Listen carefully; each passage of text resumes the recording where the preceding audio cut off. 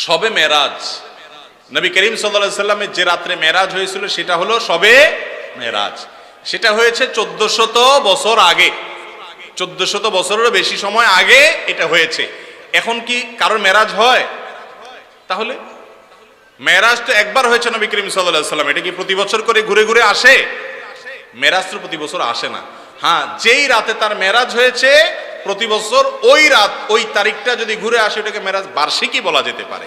যাই হোক, নবী করিম সাল্লাল্লাহু আলাইহি সাল্লামের মেরাজ সম্পর্কে হাফেজ ইবনে হাজার আসকালানী, ইমাম ইবনে তাইমিয়া, ইমাম ইবনুল কাইয়িম রাহিমাহুল্লাহ সহ পৃথিবীর বড় বড় পণ্ডিত আলেম যারা আছেন, যাদের ইলম থেকে উপকৃত হওয়া ছাড়া কোনো উপায় নাই এমন অবস্থা, সেই সমস্ত মুহাদ্দিস এবং উলামাদের বক্তব্য হলো নবী করিম সাল্লাল্লাহু আলাইহি সাল্লামের মেরাজ হয়েছে এটা সত্য নয় বরং মহাসত্য, কিন্তু কোন মাসে হয়েছে, কোন তারিখে হয়েছে এই বিষয়ে নবী করিম সাল্লাল্লাহু আলাইহি সাল্লামের কোন হাদিস থেকে পরিষ্কারভাবে স্পষ্টভাবে বিশুদ্ধ কোন বর্ণনা দ্বারা কোনোভাবে প্রমাণিত না। আমরা যারা 27 তারিখকে, রজবের 27 তারিখকে শবে মেরাজ উদযাপন করি, আমাদের এই উদযাপনের কোনো ভিত্তি নাই।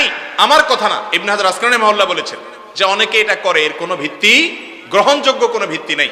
ভাইরা আমার, মাস তো বটে, সনটা পর্যন্ত সাহাবীরা ফিক্স করে দিয়ে গেছেন এমন কোনো বর্ণনা পাওয়া যায় না। অনেকে বলেছেন রমজান মাসে মেরাজ হয়েছে, অনেকে বলেছেন রজব মাসে হয়েছে, অনেকে বলেন জিলকদ মাসে হয়েছে, অনেকে বলেছেন রবিউল আউয়াল মাসে হয়েছে। এই সবগুলোর ব্যাপারে মুআররিখিন এবং ইতিহাসবিদদের, মুহাদ্দিসদের মন্তব্য আছে। বিধায় 27 রজব মেরাজ হয়েছে এই মর্মে কোনো বিশুদ্ধ বর্ণনা নাই। এটা হলো প্রথম কথা। নাম্বার 2, দ্বিতীয় কথা হলো মেরাজ রাসূল আকরাম সাল্লাল্লাহু আলাইহি ওয়াসাল্লামের জীবনে হয়েছে হিজরতের আগে মক্কায়। এরপরে তিনি মদিনায় হিজরত করে আসছেন, আরো অনেক বছর বেঁচে ছিলেন, সাহাবীরা বেঁচে ছিলেন, খোলাফায়ে রাশিদিন বেঁচে ছিলেন। প্রতি বছর একবার করে একটা রাতকে মেরাজের রাত হিসেবে উদযাপন করা, রাতে আমল করা, দিনে রোজা রাখা, এর কোনো বর্ণনা না রাসূল আকরাম সাল্লাল্লাহু আলাইহি ওয়াসাল্লাম থেকে প্রমাণিত, না খোলাফায়ে রাশিদিন থেকে সাব্যস্ত, না সাহাবায়ে কেরাম থেকে সাব্যস্ত। কথা কি বুঝাতে পারছি? কোনো বিশুদ্ধ হাদিস থেকে এরকম কোনো কিছু প্রমাণ হয় না। যেই রাতটা ফিক্সই না, সেখানে সে রাতের আমল আবার দিনে রোজা রাখা কিভাবে প্রমাণ হতে পারে? বিধায় শবে মেরাজ কেন্দ্রিক কোনো রোজা অথবা কোনো নামাজ রাত জেগে করার নির্দেশ কোরআন অথবা হাদিস থেকে সাব্যস্ত বা প্রমাণিত নয়। কথা কি বুঝাতে পারছি? আপনারা এখন প্রশ্ন করবেন যে হুজুর এটা কেমনে হতে পারে? নবীজির মেরাজ হয়েছে, সাহাবীরা কেমনে তারিখটা সংরক্ষণ করলো না? এটা তো বুঝে আসে না।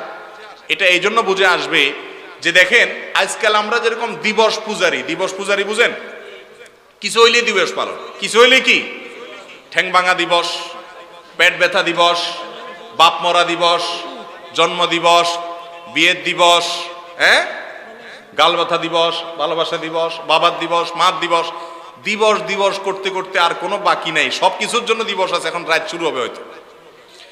এই যে দিবস উদযাপন আমাদের মধ্যে, এই দিবস উদযাপনের কালচার সাহাবীদের যুগে 1400 বছর আগে পৃথিবীতে এইভাবে ছিল না যে কিছু হইলে দিবস উদযাপন।